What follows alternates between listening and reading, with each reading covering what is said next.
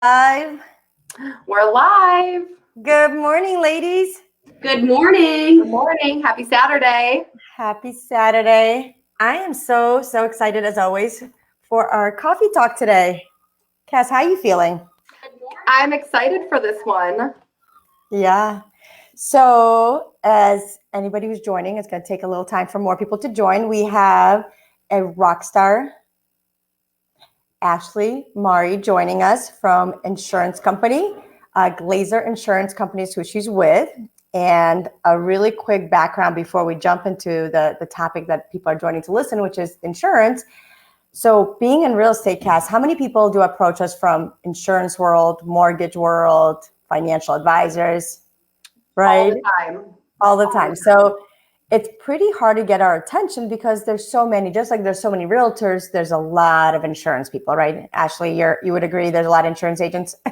Oh yeah, go down Menor Avenue, about 20 of them. Yeah. So the ones that stand out and get our attention are definitely very special. They do something different, and when they get our attention, I'm always very excited, and I'm really excited to bring you here today, and I'm excited to share with people who watch us about you. And we obviously introduce you to a lot of people as it is, but through our coffee talk, so hopefully you can help enlighten people with knowledge of insurance and kind of go from there.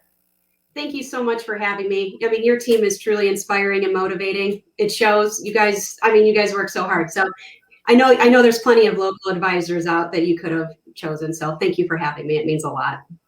Thank you for saying that too. And we are definitely super excited. So Ashley, when Ashley and I started working together in Cass, it was at first just like a typical, really, hungry insurance agent calling, following up, doing the stuff. We're like, yay, this is great.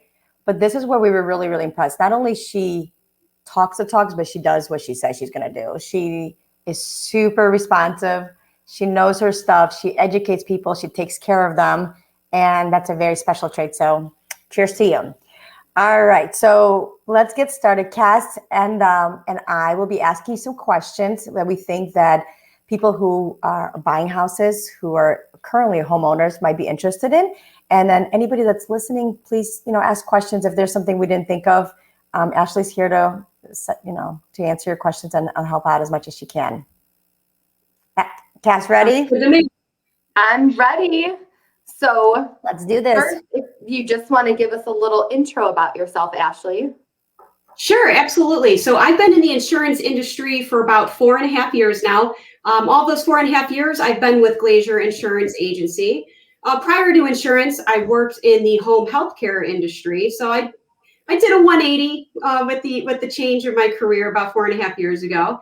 But what was caught my attention was my agency owners really wanted to find a female producer to help grow their agency. And I really wanted to take that challenge on. I love challenges. And I said, you know what? At that time, I was 30 years old.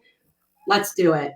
That's awesome. I'm not working, and I am a workaholic. I love to golf. I love to boat with my friends. I have a wine club once a month, AKA book club with some close friends. So that's what I like to do in my free time. And I'm an aunt now, so I really enjoy spending time with 2.5-year-old twins and a 5-year-old nephew, but blocks of time because Aunt Ashley gets tired and not on my watch is anything happening. Okay. Ashley, I love that you gave your other side because the only Ashley that I know, fortunately or unfortunately, is the workaholic Ashley. I genuinely think you have no other life. I'm like, does she ever have a balance? So I'm glad you know that you have hobbies. And then you have you are a human. That's great. Yes, I am human. I do work a lot, but you work hard and you play hard. You have to reward yourself. And I'm starting to look at that balance now. It's very important to have that. Very cool.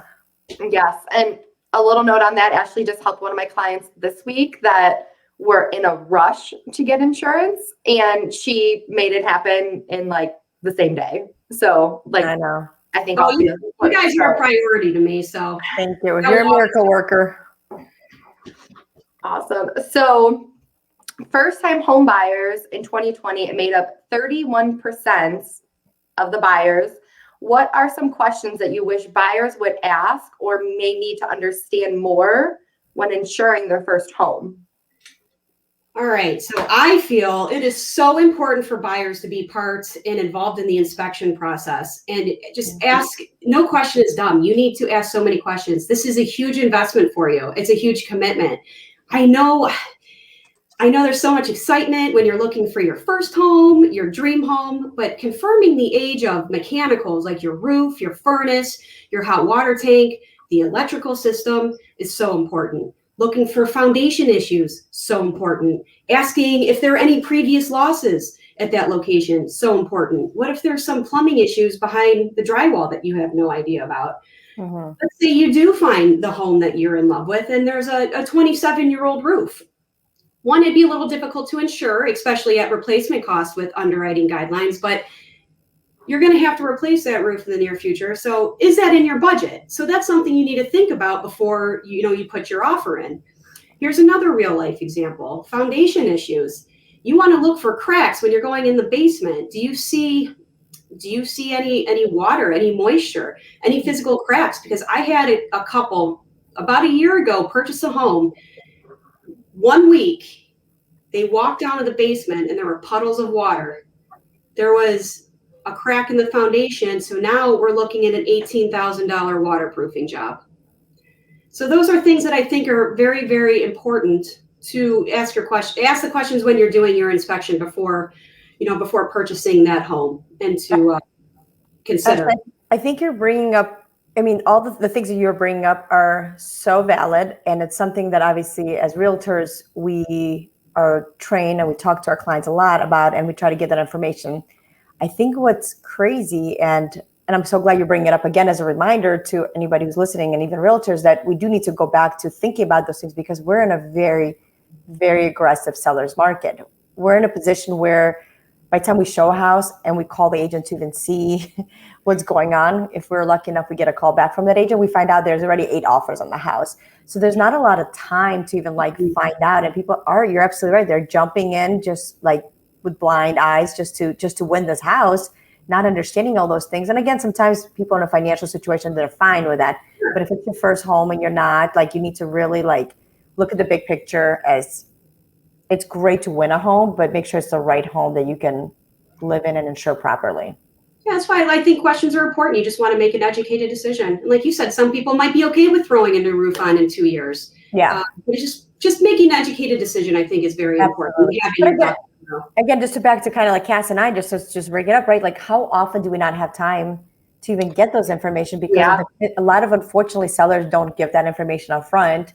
So we don't know that. So we have to reach out to the agents, and then the agents don't get back to us because they're very overwhelmed as well with the current market. But a home inspection is usually obviously the best part to learn a lot about those things where you have a little bit more time. So if you can't even do it up front, basically at least make sure during home inspection period, you're understanding and the home inspector is giving you all that information. Yes. What if they don't have any of that information when they're calling to get insured? So what I'd like to do is just to speed up the process, because I know that I'm never going to be the reason for you not closing. So I can start a shell and get a very solid proposal, and then we can add all of those details for my final proposal. So I'll collect majority and bulk of the information. And then once the inspection's done, if you want to shoot the document over to me, that's when I'll go in and make my updates on my quote before I share the final quote. Hey, Ashley, where do you usually get that information from? As far as the details of the roof, I actually, honestly, I don't know. What do you do to obtain that information? What I like to do, the client, if they sign an authorization form for that information to be shared with me. I have very close relationships with the lenders that I work with. So if either the insured sends me the PDF of the document, or we can work together with the lender who gets the appraisal and the inspection right into their mailbox with the insured's permission. Got it. So the appraisal gives a lot of that information as well for your answers. Yeah, appraisal and inspections are very helpful to me when people aren't sure of the age of the mechanicals. Got it. Good stuff. Yeah, and another topic I want to cover is market price versus replacement cost. So this is a huge question. Whenever I'm going over quotes with my clients, they're always like, Ashley, why is this dwelling limit on my insurance quote so much higher than what I purchased the home for? Well, that's because what you purchased the home for is the market value. That's where your guys' expertise comes in the real estate industry. Mm-hmm. That's what you're purchasing the home for. And you know that market fluctuates up and down. That has nothing to do with replacement cost. Replacement cost is what the amount it would take to rebuild from the ground up. My job is to protect you in case of a total loss. So let's be dramatic and paint a picture. Let's say you have a fire, your home burns down to the ground. Yeah. That number needs to be enough to bring you whole again. So Yeah. I have tools called a replacement cost estimator that I'll plug in all the information after I do my research on the home that gives me a very solid number of what it would cost to rebuild from the ground up. You have to remember now too that with the cost of materials, oh my gosh, with plywood and lumber, you're only going to see that dwelling limit get higher. So that's the reason why there's no correlation between market value and replacement cost. Got it. So Yeah. that's a huge question. People ask, why are you insuring my house for $340,000 when I purchased it for $225,000? I have a question about it. So if a buyer does not care to insure the dwelling for that full amount, do they have a say in saying, no, I'm okay with like 225, or is there like some rules and laws that are? There are some rules. So if we, as an insurance agent, there's such a thing called co-insurance penalties. So there is a threshold that I can't go below. Got it. So even if somebody says, I don't care to insure that high, you cannot go below a certain amount. If it's a cash deal, I can go below it. We can insure it as actual cash. There's a lot of other options we can do if a bank's not involved. Banks do require replacement costs and sometimes 100%. Got it. At 100% replacement cost. So the bank dictates what we can do as far as goes. Makes sense. Okay. What's our next question? Perfect. So the demand for second homes doubled in October of last year. So according to an analyst by Redfin that came from. So how does insurance play a role in this scenario? And does the owner need two separate policies? Okay, that's a great question. Because the real estate market is just really hot right now. So there's a lot of routes we can go with this question. So with primary and secondary residences that you own and share time with, we would write two separate policies, very similar policies. But the reason for two is because we need to insure the structure itself and the contents for your secondary home. Okay. So very similar policies. We just need to make sure that that other location is covered in case a covered peril happens for the home itself and your contents. But let's break this down a little bit more. So let's go from a secondary residence to a rental property. I work with a lot of investors who buy homes for cash flow for long-term tenants. So that's a whole nother policy because you're not occupying that home. We need to put rental properties that you rent out long-term on a landlord dwelling fire quote, sometimes a commercial policy to make sure we have the right coverage in place. Then I'm going to break that down again. Airbnb is starting to be very popular. Yeah. So that's a high risk exposure in insurance companies' eyes. Not a lot of companies are on board with insuring those because they look at it this way. The chances of a claim when you have a guest is going to be a lot higher than when you're occupying it. Mm-hmm. Absolutely. So there's a lot of companies that will not insure Airbnb exposures. We have a few companies that we have new contracts with since that's so popular that will insure Airbnbs. And some companies will add an endorsement called a home sharing endorsement to cover any coverage gap when you do have guests in the home. Yeah.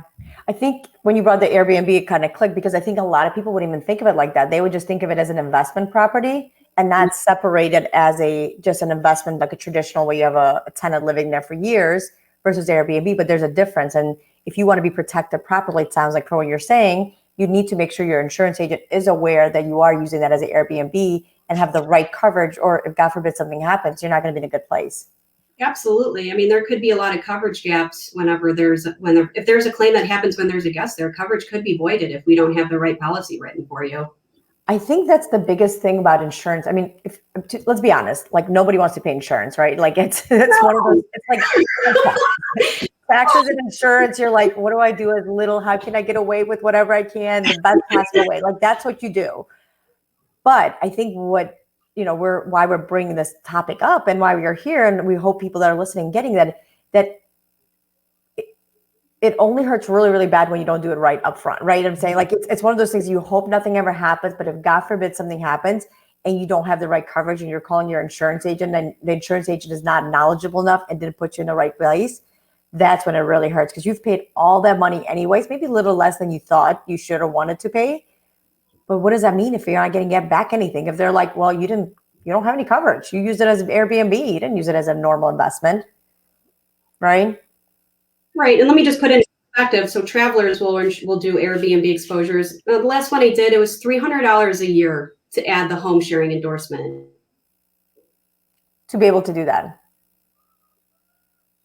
So to me, it's worth it. I mean, for $300 a year to make sure you have coverage, that's worth it. Absolutely. Especially when you're exposed to so many different people and people can get hurt there or whatever possibly can happen with just more people in the house. So very cool. Yeah.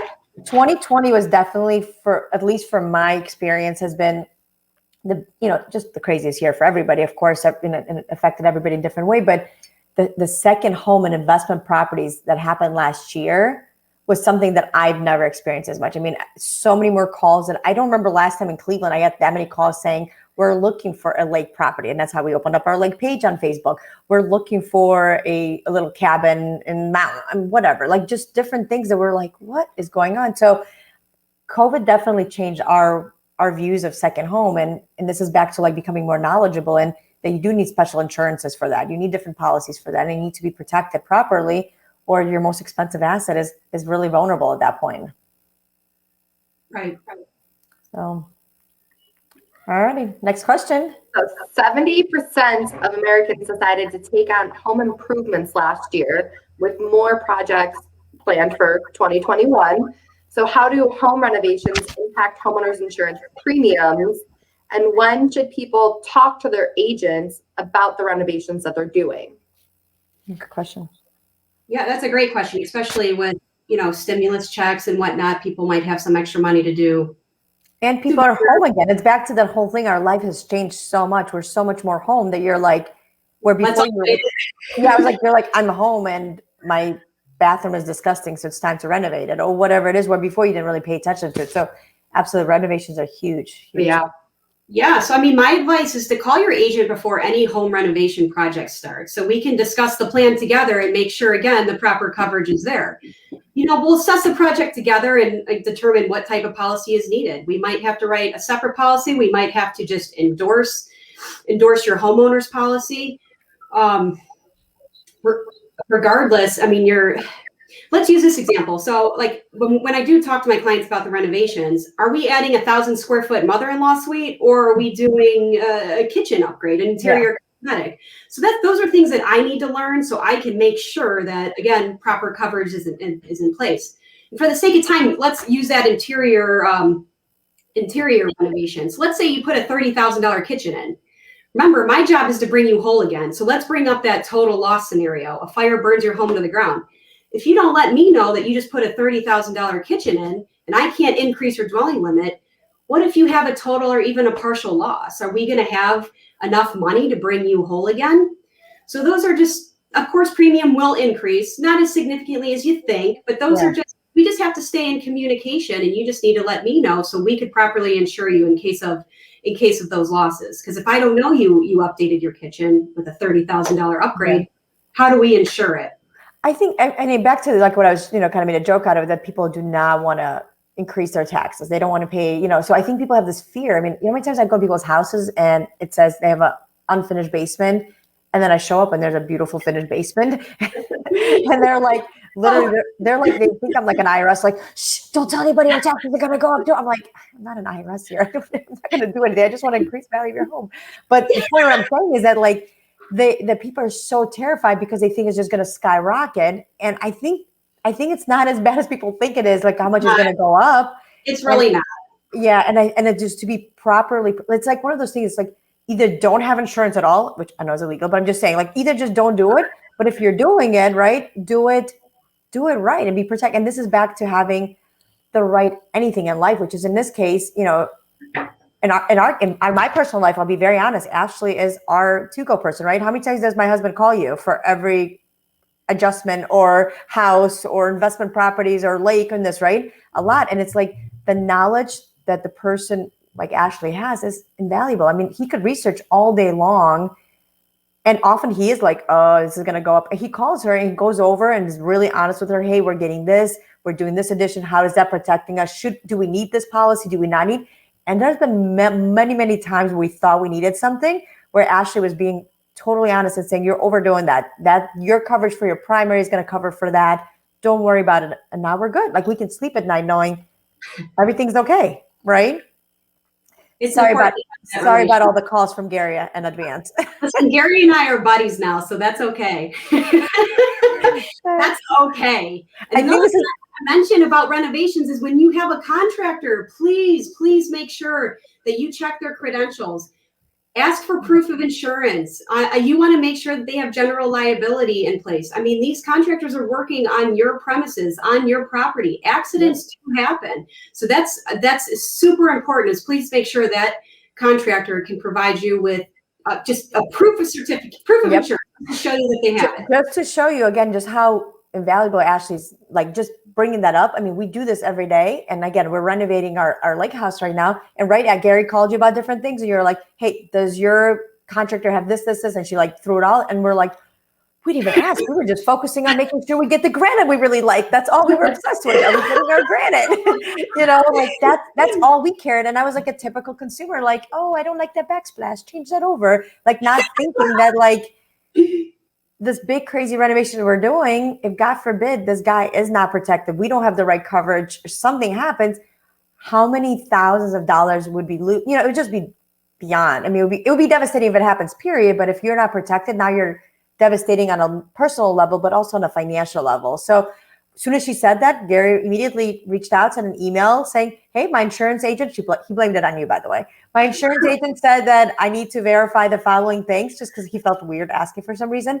And he's within 10 minutes, they send us copies of everything, what insurances they have, what liabilities they have, all of those things. And we're like, we're good to go. Let's go. So yeah, I mean, my job's to protect you. The last thing I want is your family being brought into an unnecessary lawsuit. I mean, forget the property damage. I mean, that is concerning, but those are things that can be fixed. I mean, you got to think of the liability as well. I mean, you're very successful. Both of you are very successful. The last thing you want to do is be brought into a lawsuit. Absolutely. Yeah. No, we want to stay out of that. Yeah. That was a great question. I feel like with so many people renovating, I'm telling you how many times I hear that. It's crazy. Like, don't tell I did this. Don't tell this. And I'm like, I'm not going to tell anybody. I just think it's silly that you're not like, there's like a $50,000 improvement you have in your basement and nobody knows about it. You're not protecting, you're not nothing. But fortunately, I'm usually selling their houses, so they move on from there. I think even calling because, would people call just after it was finished? So knowing to call before you start it, I think is good too. That's a good point too. A lot of people don't, like you're right. A lot of people think that once it's done, I have to inform, but there's a protection that you need to have while you're working in the project. And obviously we're not talking about like, I'm painting my house here kind of renovations. We're talking about something that's really affecting the value, like you said, structure, finishing basement, huge kitchen remodels, things like that you definitely should contact your insurance agent or call Ashley. Okay, let's go to the next one. That was quick, I just checked our comments real quick, and Alex wanted to know, he said, what about me? You talked about Gary. Alex if you were, okay, Gary, Alex, if you're listening. So before we get on this call, this is what Ashley goes, hey, Ina, would it be appropriate if I call your brother out in the middle of our coffee talk? And I'm like, let's see how things go. Maybe he's not watching today. And then, of course, you are here. Thank you, Alex. You make me laugh so much. Oh, you had way more about him to say than that. Come on. Don't hold back now. Tears in my eyes. I'm just going to say, I honestly have tears in my eyes after I talk to your brother. So, Alex, thank you for the entertainment and making my days better when I get to talk with you. Oh, that's so sweet. So yeah, Alex is my brother. He is a comedian of the family and apparently a comedian of Ashley as well. So, but Ashley and Alex work a lot together. And my brother, as funny as he is, he's a very awesome, successful business owner and works with a lot of different people all the time as well, and different insurance people. And most of the time, he's easygoing and fun, but he gets disappointed so quickly with the customer service of people and how at first everybody tries to get your business and after that they disappear and then you can never get a hold of them and they don't know their stuff. He never felt that with you. So thank you for taking care of my brother and making sure that he's still happy with you. So, and he makes you laugh in return. So it's like a win-win. It is. It's a good relationship. It is a great relationship. Thank you for that. Is Alex happy now? Is he good? I think he's happy. He's laughing. That's so funny. Awesome. All righty. What's the next question? All right, so back to the questions. It's what are some cost-cutting insurance tips that people may not know about? Okay. So when I work with new clients, I run through a questionnaire. One, I want to learn about my client because we're going to be hopefully working together. And two, I want to know about the property. So when I'm going through this questionnaire, there's questions that I already know in my mind that are going to give some credits towards the premium. Because again, we talked about, I do want to give you the best value. I do want you to pay not a lot in premium, but I do need to make sure that you're covered. So with that being said, some cost-cutting tips. Maintaining a central alarm system, that can give you some credit towards your premium. Alarm companies are on point with that. They know the drill. Once they install it, they're going to give you a piece of paper that show that they put a valid system in. You're going to turn that into me, and we're going to put that, send that to the company that we have you placed with. Ashley, time out, because that's a question. Can I ask you a question? Because that's something that I have heard my whole career, that when you have a security system, which means it's kind of common sense, you're protecting yourself, so therefore insurance will be lower. Can you give an idea? I don't know if you can, just like how much less? Is there like a percentage that it's lower by when you do it, or it varies per situation? I'll give you the exact number. So every company is different. I represent about 12 different companies. So Travelers, I'll tell you what, Travelers does not give a huge discount on the central alarm station. So yes, you are protecting yourself, but when it comes to credit, I would say that's $20 a year. But I just placed a credit with Westfield, and they were about $55 a year. Okay. So it varies depending on the company. But it's good to know, because I've asked this question of other people too, like what is that amount? But I mean, it's not millions of dollars, but it's a little bit. So yeah, absolutely. Might as well. I mean, it adds up. Think about if you're with me for 20 years. I mean, $50 a year times 20 years. I mean, that can really add up. Absolutely. And I'm just thinking, like, back to if your insurance a year is $300 and you're getting savings there. So really it's like almost $250. You know what I'm saying? It's like you're paying $250 to protect your family at that point to have insurance on the home. Yeah. And then another credit that we have, if you replace your roof, if you have, going back to that 27-year-old roof example, let's say you put a new roof on, we want to know about it, because the newer your roof is, that helps with premium as well. So again, communication, just let us know, because if I don't know you put a new roof on, I can't apply that credit for you. Okay. Another tip, we can increase your deductibles. I'm a bachelorette. I'm keeping my $1,000 standard deductible. Okay. But if you're handy and you really truly feel that you're not going to use insurance unless it's a catastrophic event, we can consider $1,500, $2,000, $2,500, $5,000 deductibles to help save on the premium. So that's if $5,000 the highest you can do a premium on? We can do, I believe on my homeowner's policy, we can go up to $10,000. Okay. Gotcha. Yeah. This is the most important cost-cutting tip, is bundling your home, auto, and umbrella policies. I mean, that's 15 to 20% right there. And it's beneficial to you because you have one agent to work with. I know sometimes there might be certain circumstances, but for the most part, I really, really believe in bundling the home and auto, if it, of course, makes sense for you. Great tip. And that's something I've definitely heard as well. So Ashley, question for you on how often as an insurance agent do you look at your clients' policies to see if you can save them more money? Like how often do you check in with your clients on those things? So I actually have, I print renewal reports out 60 days prior to renewal. And if I see anything out of the ordinary, that's when I'm going to look into it. Did we have claims? Did we have a speeding ticket?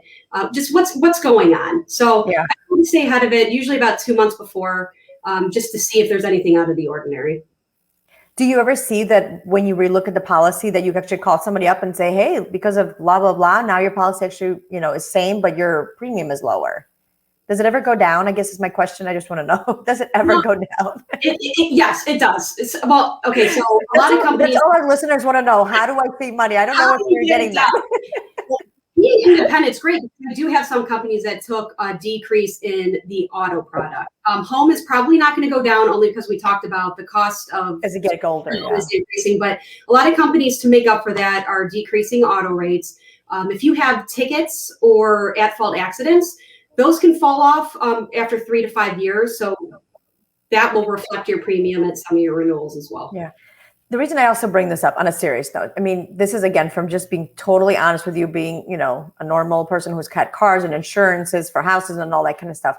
One of the things I think a lot of times we as consumers feel is that we get a good price with an insurance agent at first, right?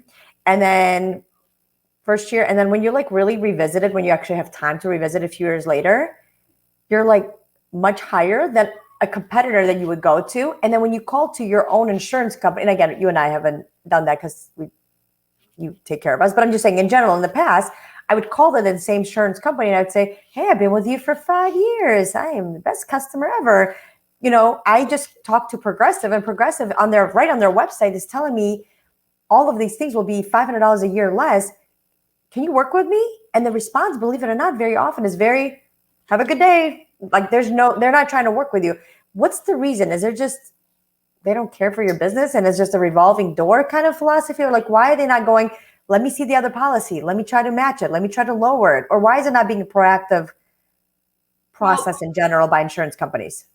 So every agent works a little bit different. You know, if you get your insurance online, they're licensed, but do they really care about you? No, it's a phone call. Sorry, I can't, you know, this is what it is. And they're going to move on. I mean, they're an agent for a 1-800 number. That's why I think it's so important to have a local, I believe in independent, because what you're just saying, if we do see an increase in your insurance, I'm going to remarket that to my 11 other companies. Yeah. I'm going to be honest with you. Hey, Ina, this is where my other companies came in at. You're right in line with what the market is right now.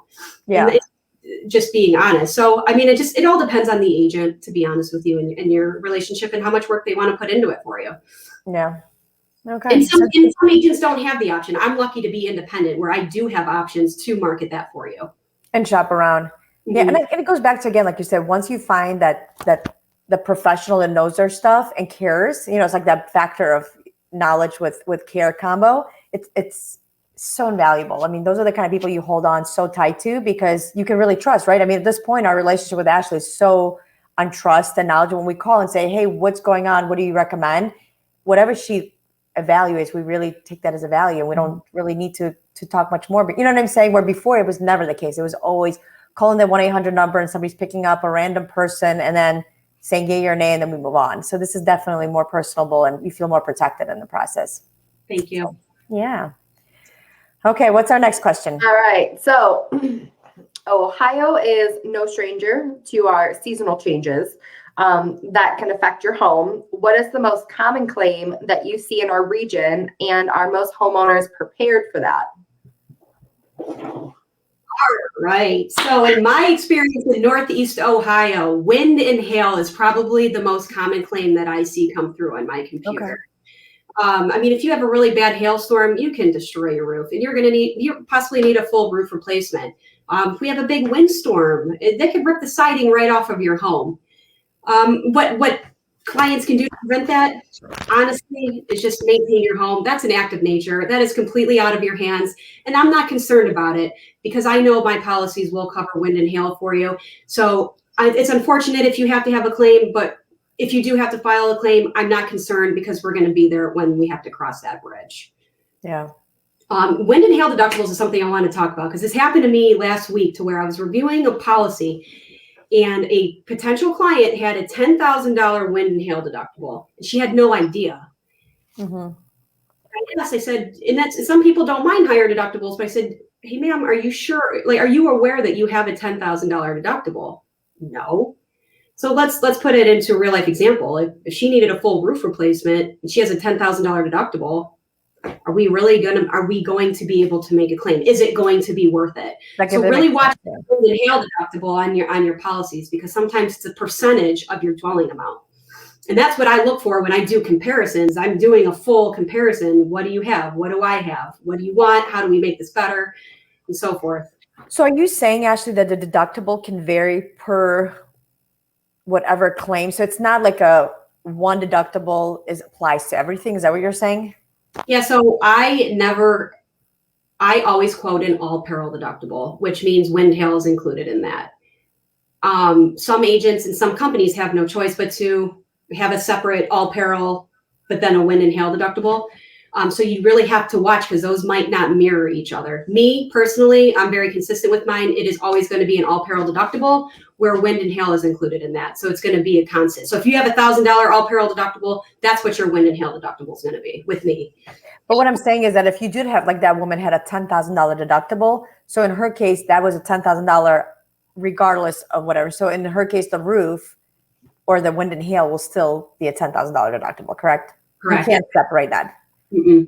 Got it. Okay. So keep that in mind, especially like, you said, like in our area, you have, people again, don't think about those kind of things, but it happens very often, especially if you have a lot of trees around, probably. And there's other things that it causes it to have even more chance of that happening. So keep that in mind and control. No, trees too. What is it? Trees too. You're right. You're absolutely right with the roof. Yeah. So the deductible part of it, that you make sure that whatever it is, you can really like almost think of it like right away. Hey, if my roof flew off, can I afford a $10,000 deductible at that point? If the answer is no, you need to go to 5,000. If you say 5,000 would put me in a bad place, they need to go to lower, right? That's how I kind of would go. Like, what dollar amount would I not freak out over if my roof flew off? Right. And I just want to say too, with electrical, I want to bring this up because unfortunately lately I've had a few fire losses. Thank God everybody was okay. But please make sure your electrical is updated. There are some panel boxes that some manufacturers are not, there's just a lot of issues, and some insurance companies will not even insure certain brands. You want to make sure fire hazards in your garage are picked up. So I've had some fire losses, so that's why I had to bring it up. I mean, it's devastating. Again, I know fire is a covered claim. Everyone's okay. Things can be replaced, but just really make sure that electrical is updated. That's super important. Yeah. In our home inspection, I mean, that's one of the biggest things, the inspectors we work with. I mean, obviously they do their job, but Cass and I always stress, like, let's not focus on like pointing out the drywall mud not being perfect. Let's focus on things that are like really, really, safety things like electrical and roofs and HVAC and all of those kind of things. And a good inspector definitely points it out. And if an inspector is not pointing those things out, you need to find another home inspector for sure. I agree. Yep. Cool. So how often should people consider renewal? Okay. So typically I write 12-month policies. So about 30 days prior to renewal, that's when you'll start getting your documents in the mail. Like I told you earlier, I'm going to try to be proactive as much as I can, probably about 60 days out, to see if there's anything out of the norm, if there's any significant increases without any reason. And if there is, again, we talked about, I'll remarket that to other companies in-house. So that's one less thing you have to do. I'll do it for you. And then we can compare. But I do have to say, don't feel that you need to wait till renewal to talk to your agent. I want you to talk to your agent anytime there's a life-changing event, like engagements. We have a lot of companies now to where you can put you and your fiance on the same policy. Divorces, we're going to have to separate some policies to make sure coverage is in place. Renovations, we talked about earlier. You want to let me know about renovations, adding youthful drivers, valuable jewelry. I mean, I just had a client buy a pair of $8,000 diamond earrings for his wife. We want to schedule that. So where does this guy live again? I'm kidding. I know, that's what I said. I go, you're a really good husband. As soon as he said it, I'm like, let's stop talking about business right now. Can we please focus on those earrings? You got any sons? So those are things that you really want to talk to me about, and we can endorse your policy midterm. Don't wait 12 months. Let me know now. If it's important to you, it's important to me. No questions dumb. Yeah, and I think the jewelry part, again, people forget about it, like how it is expensive and how devastating it would be to lose it. And again, personally, but what if you lost that and now that $5,000 or $8,000, whatever that is like, now you can't even afford it. You can't even have it anymore. It's really, really sad. Yeah. And when you schedule it, it gives you worldwide coverage. So, if I'm on the boat with friends, or actually this happened to a girlfriend of mine, she dropped her ring down the drain and couldn't find it. Her husband was livid, but guess we had coverage for it, but things do happen. So you do want to make sure that anything valuable we talk about to see if it makes sense for you. Absolutely. Yeah. All right. Do we have any other questions, or was that the last one? So this is the last one. What do you love most about working insurance, and particularly working with homeowners? And working with us. No, I'm just kidding. And working with us. Working with you is so fun. Like I said, you guys motivate me. So thank you for that. I like to be a problem solver. Every client has a different or unique situation that needs to be assessed. So bringing value to the table makes me happy. I really love working with new home buyers because it's so satisfying being a piece of the puzzle for them. Yeah. To get them to the finish line for a big milestone in their lives. Like, that makes me feel happy because I was a piece of the puzzle. Yeah. And then, insurance is different. I'm not a 9-to-5. I can't sit in front of a computer all day. So, some days I'm on the hunt to win and earn new business.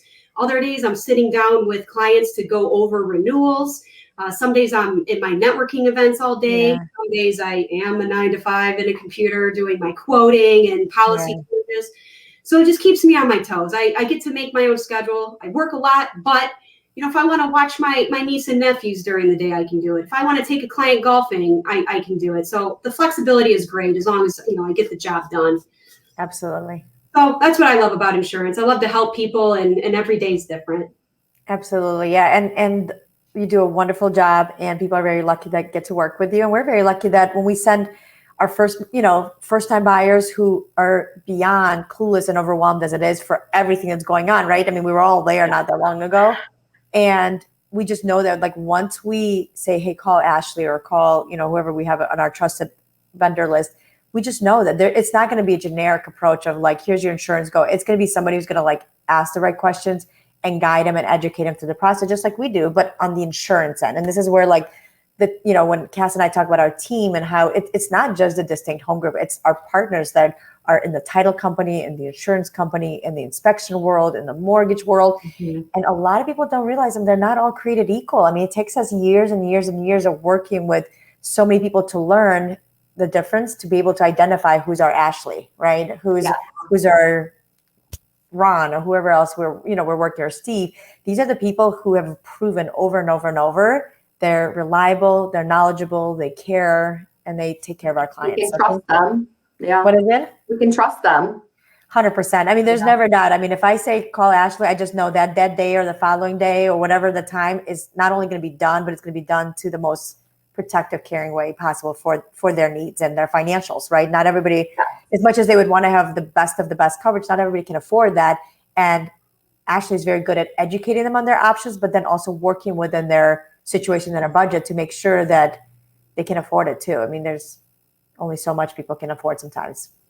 Yeah, and I want to say to you guys too, I mean, any referral that I've given to you guys and your team, you guys are just absolutely amazing. People rant and rave about the service that you provide, and nothing's a challenge for you guys. I know that anybody that I can send to you, I have not a worry in the world. I know that is going to be taken care of and done, and everybody is going to be happy. So I just want to say thank you so much for taking care of my clients. So it's definitely a two-way street. Yeah, I love this kumbaya process here, right? Now let's keep going. Anyways, Ashley, thank you for joining us. Thank you so much for having me. I had a great time. Thank you for coming on Saturday morning and being with us. And everyone have a great weekend. Cass, anything for the final words? We'll see everyone next month. Bye, everybody. Bye, Ashley. Bye. Bye, Cass.